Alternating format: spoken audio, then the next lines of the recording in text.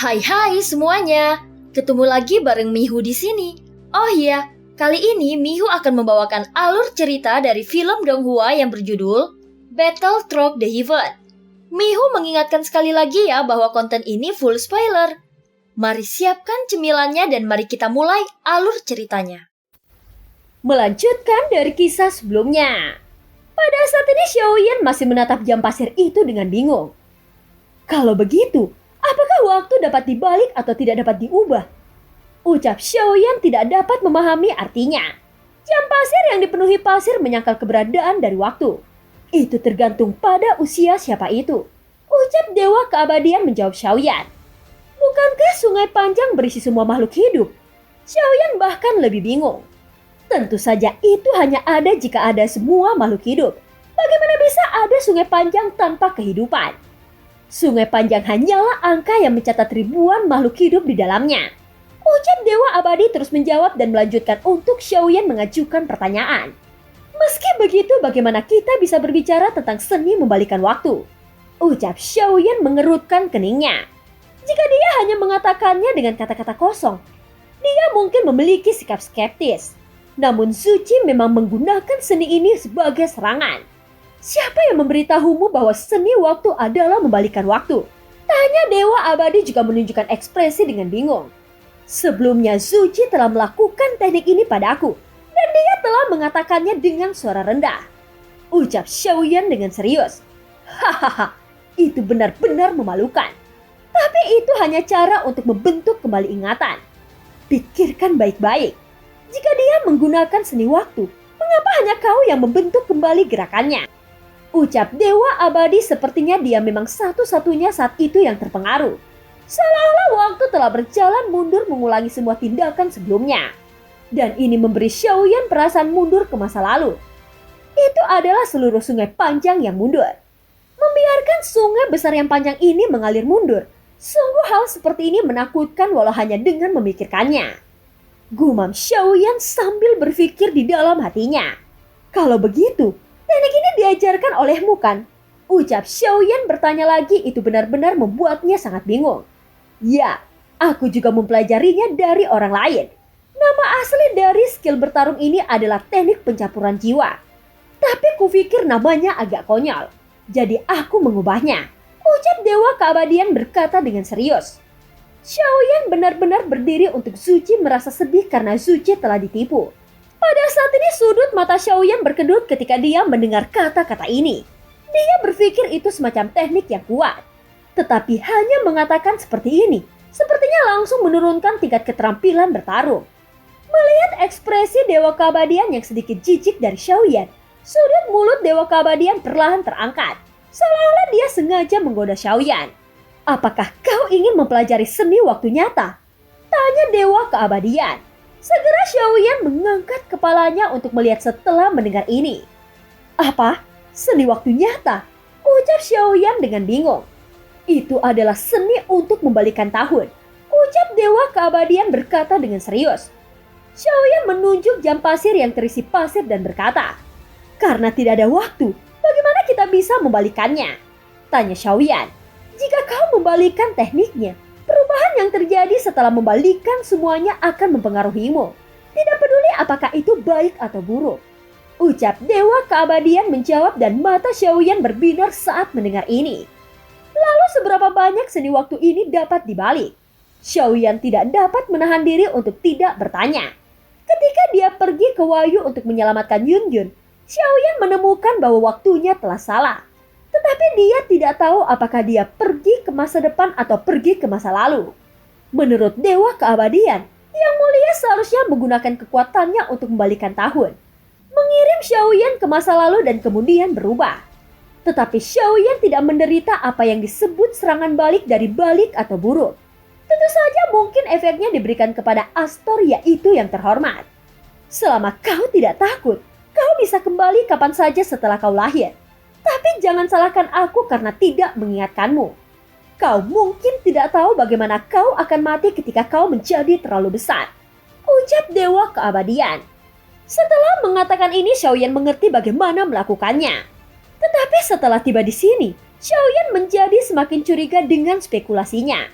Senior, apakah pencipta teknik ini adalah Yang Mulia Zuzang? Ucap Xiaoyan bertanya ragu-ragu. Sepertinya dia tidak tahu bahwa Yang Mulia telah membiarkan Xiaoyan mengalami seni waktu. Ketika Dewa Keabadian mendengar kata-kata itu, wajah kucing ungu itu sedikit membeku. Heh, apakah kau memiliki kenangan kehidupan lampau? Ucap Dewa Keabadian bertanya dengan curiga. Tidak, kalau begitu aku adalah pencipta teknik ini. Keraguan Dewa Keabadian membuat Xiaoyan tercengang. Dewa Keabadian baru saja memberikan ikan kepada manusia. Setelah beberapa saat, waktu berlalu.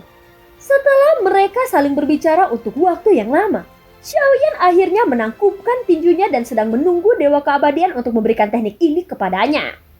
Dewa Keabadian mengangkat kelopak matanya sedikit dan melihat jam pasir di depan Xiaoyan dan langsung berubah menjadi cahaya keemasan yang jatuh ke tengah alis Xiaoyan. Segera Xiaoyan merasakan telapak tangannya terbakar panas. Dia mengangkat tangannya dan melihat jejak seperti jam pasir perlahan muncul di telapak tangannya. Namun aku harus mengingatkanmu bahwa jika teknik ini melebihi jangkauan yang dapat kau tanggung dan terjadi kesalahan yang tidak dapat diubah, tidak ada yang akan tahu apa yang akan terjadi pada saat itu. Karena apapun bisa terjadi lagi, ucap Dewa Keabadian mengingatkan Xiaoyan. Xiaoyan mengangguk, dia secara alami memahami pro dan kontra. Meskipun tidak ada kebutuhan khusus untuk saat ini, tetapi memiliki keterampilan yang menantang surga dapat menghindari kebutuhan yang tidak terduga. Belum lagi fakta bahwa ada begitu banyak keterampilan yang tidak membuatnya kewalahan. Xiaoyan tidak akan sopan jika dia mengirim mereka ke mulutnya. Senior, aku juga ingin mempelajari teknik pencampuran jiwa itu.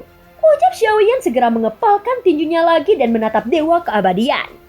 Teknik ini membutuhkan kekuatan dari sumber aslinya. Energi emasku cukup bagimu untuk menggunakannya 5 kali. Dan itu dapat dibalik menjadi 5 nafas waktu. Setelah mendapatkan teknik pengendalian waktu, Xiaoyan dapat memastikan bahwa Dewa Keabadian juga menganugerahkan energi emas pada Zuci. Apa yang dikhawatirkan Xiaoyan lagi adalah dia khawatir Dewa Keabadian di depannya tidak hanya mengajari mereka, tetapi berbicara tentang karakternya. Selama seseorang bisa mengatakan sesuatu yang baik dan yang bisa menyanjungnya, seharusnya tidak sulit untuk mendapatkan teknik pengendalian waktu darinya. Namun dibandingkan dengan teknik pengendalian waktu, energi emas dari kekuatan asli ini lebih langka. Setidaknya kekuatan semacam ini mirip dengan kekuatan yang dimiliki oleh sumber dunia seperti Heart of Flame. Dan sepertinya Dewa Keabadian di depannya dapat memberikannya sesuka hati. Jadi itu pasti memiliki kekuatan asli yang luar biasa agung. Senior, bisakah aku menembus keabadian sekarang? Ucap Xiaoyan mengangkat kepalanya dan bertanya kepada Dewa Keabadian. Setelah menangkupkan tinjunya sedikit untuk mengungkapkan rasa terima kasihnya. Setelah itu dia menangkupkan tinjunya sedikit untuk mengungkapkan rasa terima kasihnya. Kekuatan asli keabadian telah diperoleh dan kau memiliki kualifikasi untuk menjadi abadi. Tetapi untuk benar-benar mencapai keabadian, tidak cukup hanya memiliki kekuatan keabadian. Kau juga harus memiliki kehendak keabadian. Ucap Dewa Keabadian menjawab. Xiaoyan bingung saat mendengar kata-kata ini. Kehendak keabadian? Apa kehendak keabadian? Kata-kata Xiaoyan terdengar agak bodoh. Tetapi sebenarnya dia hanya ingin Dewa Keabadian merasa seperti itu. Xiaoyan hanya ingin meningkatkan kekuatannya sesegera mungkin. Xiaoyan tidak lagi memikirkan metodenya. Itu saja, aku juga bosan. Aku masih berharap kau bisa menjadi lebih kuat secepat mungkin. Dan kemudian akan menjadi lebih menyenangkan untuk dihajar. Terlalu membosankan untuk mati dengan keadaan darurat seperti sekarang. Ucap Dewa Abadi menghela nafas dan menggelengkan kepalanya lalu melambaikan lengan jubahnya. Ini adalah ciptaan kedua yang diberikan kepadamu. Apakah kau dapat memahaminya atau tidak? Itu tergantung pada pemahamanmu sendiri. Tetapi jika kau bahkan tidak dapat memahami ini, maka aku akan mengambil kembali seni pengendalian waktu yang aku berikan padamu. Ucap Dewa Keabadian. Telinga Xiaoyan masih berdenging ketika Dewa Keabadian berbicara. Seketika setelah itu, kehampaan di sekitarnya langsung menjadi lebih cerah. Dan langit mulai muncul. Dan di atas langit ada 3 bintang besar yang memancarkan suhu panas yang tak tertandingi. Dalam kegelapan, di bawah panas yang ekstrim suhu tiba-tiba turun dan tubuh Xiaoyan diselimuti embun yang beku. Pada saat ini Xiaoyan tampaknya bukan lagi dewa petarung alam leluhur yang kuat. Seolah-olah dia telah menjadi manusia yang bahkan tidak memiliki kekuatan apapun saat ini. Air di tubuh Xiaoyan menguap dalam sekejap mata. Dan saat kegelapan menyelimutinya, suhu turun drastis lagi langsung membekukan Xiaoyan membuatnya tidak bisa bergerak lagi. Rasa panik akan kematian datang lagi. Di bawah perasaan ini, bahkan dewa tidak bisa tenang dan setelah kehilangan semua kekuatan, tampaknya bahkan hukum alam dapat dengan mudah kehilangan nyawanya setelah menjadi manusia. Matanya jatuh ke dalam kegelapan dan kesadarannya sepertinya menghilang. Tetapi saat berikutnya, Xiaoyan tiba-tiba membuka matanya dan ada lautan luas di depannya dan dia berada di lautan ini. Pada saat ini Xiaoyan menutup panca inderanya erat-erat. Merasa seolah-olah paru-parunya akan meledak dan sosoknya terus jatuh. Xiaoyan mencoba berenang ke permukaan air tetapi tidak peduli seberapa keras Xiaoyan mencoba. Dia tidak bisa menghentikannya untuk melanjutkan. Mata Xiaoyan memerah. 10 menit telah berlalu saat ini. Dan dia sudah mencapai batas manusia. Akhirnya dia tidak bisa menahannya dan sejumlah besar air laut mengalir ke paru-paru Xiaoyan dalam sekejap. Setelah tersedak beberapa tegukan air laut, Xiaoyan mulai kehilangan kesadaran. Perasaan tidak sadar ini menyebabkan kepanikan yang luar biasa. Hanya dalam waktu singkat, Xiaoyan masih belum bisa beradaptasi dengan perasaan mengerikan ini. Dan seluruh proses mencapai situasi putus asa dan tidak ada jalan keluar. Jadi dia hanya bisa melihat dirinya sendiri mati. Hal yang paling membuat putus asa adalah ketika menghadapi kematian, tidak ada yang bisa dia lakukan. Ketika Xiaoyan sadar kembali, ada perasaan dingin di dadanya dan ada semburan suara pertempuran dari sekelilingnya. Ketika dia melihat ke bawah dadanya, jantungnya sudah ditusuk oleh ribuan anak panah. Pada saat kematian, Xiaoyan merasakan sakit yang luar biasa datang dari tubuhnya dan seluruh tubuhnya bergetar hebat. Setelah beberapa saat, pemandangan di depannya menjadi semakin kabur. Sampai Xiaoyan merasa tubuhnya terbang dan terbalik 180 derajat di udara. Dan akhirnya mayat tanpa kepala yang menyemburkan darah muncul di depan matanya. Melihat mayat itu, Xiaoyan mengerti bahwa bukan dia yang terbang, tetapi kepala terpenggal yang terbang. Pengalaman kematian tidak berakhir di situ. Saat dia membuka matanya, dia langsung ditelan oleh mulut curang yang besar. Dia telah mati untuk yang keempat kalinya. Dan ini adalah kehancuran pikiran yang luar biasa. Tetapi bahkan dalam menghadapi kehancuran seperti itu, keinginan Xiaoyan tetap teguh. Karena Xiaoyan merasakan kematian. Dan jika dia ingin menjadi keabadian, dia harus terlebih dahulu memahami apa itu kematian dan apa arti antara hidup dan mati. Tidak semua makhluk hidup dapat hidup selamanya. Dan ada sejumlah besar pembudidaya tetapi manusia yang hidup selama 100 tahun juga ada. Ada dewa abadi di atasnya dan keabadian kaisar di bawahnya. Keberadaan keduanya memiliki arti tersendiri dan manusia tidak akan bersedih karena hanya memiliki satu kehidupan. Karena dewa dapat merasakan kesedihan dan kesepian yang terkandung di tahun-tahun tanpa akhir. Sosok di kedalaman ingatan di dunia yang hampir terlupakan sepertinya mengingatkan Xiaoyan akan kematian yang tak terhitung jumlahnya. Tidak ada ibu di dalam ingatannya, tetapi ada ayah yang selalu membuatnya merasa nyaman saat tersenyum. Pada titik terendah, hanya ada satu orang yang akan berdiri di belakangnya. Terlepas dari segalanya, itu adalah semua kerabat Xiaoyan. Ketika ingatan yang telah terkubur selama ribuan tahun terungkap kembali, kelupaan yang pernah ditentukan tampaknya menjadi lebih dalam. Bukan hanya seorang ayah tetapi juga banyak teman dan pasangan. Tidak semua orang bisa hidup selamanya. Mereka akan memiliki takdir dan batasannya sendiri. Yang terpenting adalah bisa menyelesaikan hidup mereka tanpa meninggalkan apapun penyesalan. Setelah mati untuk yang 100 kalinya, gambaran Xiaoyan berubah lagi. Dia berubah menjadi anak berusia 5 tahun. Dan beberapa kenangan tentang kehidupan muncul di benaknya. Ayahnya hidup dengan menggembalakan hewan. Dan ibunya bertanggung jawab atas persalinan. Keluarga itu tidak kaya atau miskin. Ada daging untuk dimakan dan nasi untuk dimakan dan dia tidak pernah kelaparan. Xiaoyan telah tumbuh dewasa mewarisi penggembalaan ayahnya dan kemudian bertemu wanita tercinta. Menikah, membesarkan anak dan mati. Ini adalah kehidupan fana. Meskipun singkat dan biasa, setidaknya itu tidak menyedihkan. Mereka yang mencintaimu masih bisa mengingatnya. Pada akhirnya ketika orang terakhir yang mengingatmu mati, itu akan benar-benar hilang. 100 tahun seperti kilatan cahaya. Meskipun singkat, nampaknya lebih nyata dari dewa dan itu lebih seperti hidup. Sama seperti kematian. Xiaoyan telah hidup selama ratusan generasi. Dia telah menjadi kaisar fana dan pengungsi yang malang. Dia telah merasakan semua penderitaan dan cita rasa dari hidup. Apa itu dewa, apa itu manusia, apa arti hidup? Pikiran Xiaoyan terus-menerus tercerahkan dalam reinkarnasi kehidupan demi kehidupan ini. Mengalami kelahiran dan akhirnya kehidupan.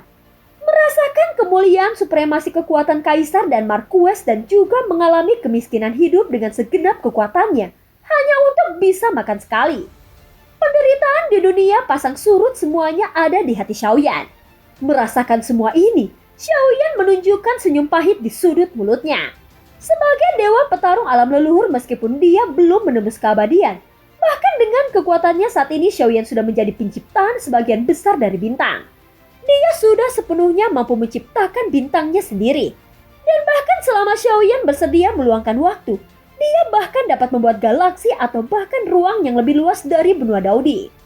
Ini adalah kemampuan yang dimiliki Xiaoyan sekarang. Xiaoyan sepertinya melihat ke atas sepanjang waktu. Tanpa sadar, dia sudah lama tidak menundukkan kepalanya untuk melihat ke bawah. Aku telah datang sejauh ini tanpa menyadarinya. Gumam Xiaoyan menghela nafas. Dia selalu merasa bahwa dia tidak cukup kuat. Karena selalu ada musuh yang lebih kuat darinya dan mereka terus muncul. Jadi Xiaoyan harus berusaha untuk terus menjadi kuat. Hanya dia sendiri yang tahu perasaan ini. Dia telah berlatih sejauh ini. Melihat ke belakang, sepertinya dia memiliki mimpi yang sangat panjang. Sepertinya dia baru kemarin dari pemuda yang terbaring di bukit belakang rumah Xio di kota hutan. Dia masih melankolis karena hilangnya semangat juang yang tak bisa dijelaskan. Tetapi sang ayah telah bereinkarnasi dan setiap wajah yang dikenalnya telah menghilang. Ayah, kakak laki-laki dan kakak laki-laki kedua. Mata Xiaoyan merah dan 2 baris air mata mengalir di pipinya. Dia benar-benar datang ke hari ini. Semakin jauh dia berjalan, semakin kuat kekuatannya. Tetapi dia menjadi semakin kesepian. Dia abadi tetapi waktu berlalu dan sungai panjang waktu akan mengambil segalanya. Seumur hidup hanyalah sebuah pasir yang mengapung di sungai yang panjang. Air menghilang ke dalam air tanpa meninggalkan jejak apapun. Jika mereka menjadi abadi, mereka akan memiliki umur yang hampir tidak ada habisnya. Selama dunia sensi berdiri tegak, setiap orang kuat yang abadi akan ditulis ke dalam lagu keabadian. Inilah kehidupan yang kekal. Tetapi Xiaoyan takut karena antara kematian dan kelahiran kembali, Xiaoyan hidup di dunia yang berbeda. Dibandingkan dengan kematian dan melupakan adalah hal yang paling menakutkan di dunia ini. Jauh di dalam lubuk hati Xiaoyan, dia tidak ingin menjadi abadi. Dan bahkan sekarang dia sepertinya berhenti sejenak. Dia dengan serius memikirkan teman dan kekasihnya untuk jarak tertentu.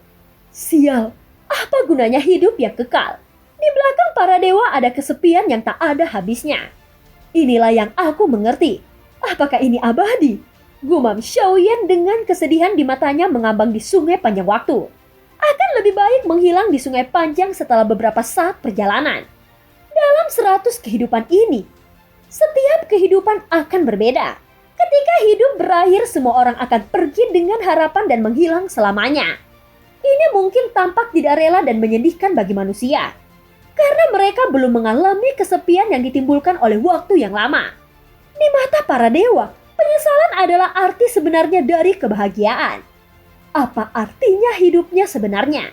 Dengan pemikiran di mana Xiaoyan, segala sesuatu di sekitarnya berubah dengan cepat. Pada saat ini ada suara keras dari orang-orang yang mengalir di sekitarnya. Dia berdiri di sebuah pasar. Xiaoyan melihat hal-hal yang akrab di sekitarnya dengan sedikit senyum di wajahnya. Aliran yang tak ada habisnya melewati Xiaoyan bergerak di tengah kerumunan. Semuanya memberikan tatapan kepada Xiaoyan dengan mata yang aneh. Xiaoyan menoleh ke samping dan ada nomor rumah tidak jauh dari situ dengan kata-kata Xiao Mansion. Itu tertulis di atasnya dengan mengesankan. Di sini adalah kota hutan. Langkah kaki Xiaoyan berhenti di luar rumah keluarga Xio. Dia tidak masuk, dia hanya berdiri di luar rumah keluarga Xio dan melihat ke atas. Saat ini ada laki-laki dan perempuan. Anak perempuan itu memiliki wajah yang sangat cantik. Pakaiannya bersih dan dua aliran rambut berkibar. Di sekitar pelipisnya gadis itu mengenakan kerudung yang sederhana dan elegan.